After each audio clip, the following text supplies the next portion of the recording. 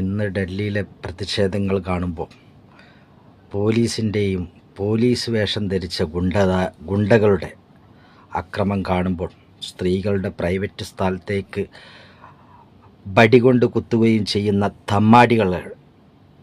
തമ്മാടികളുടെ ഒരു അരാജകമാണ് ഇന്നും ഇന്നലെയുമായി നമ്മൾ സോഷ്യൽ മീഡിയയിൽ കൂടെ കണ്ടുകൊണ്ടിരിക്കുന്നത്.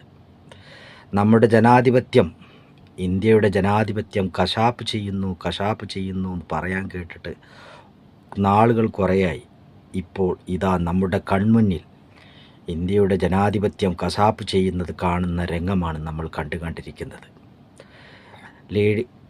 പോലീസിൻ്റെ വേഷത്തിൽ വന്നിട്ട്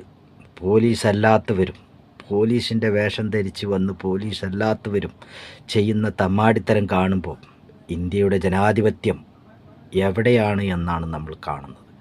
കാറ്റിൽ ഊതി പറപ്പിക്കുകയാണ് ഇന്ത്യയുടെ ജനാധിപത്യം.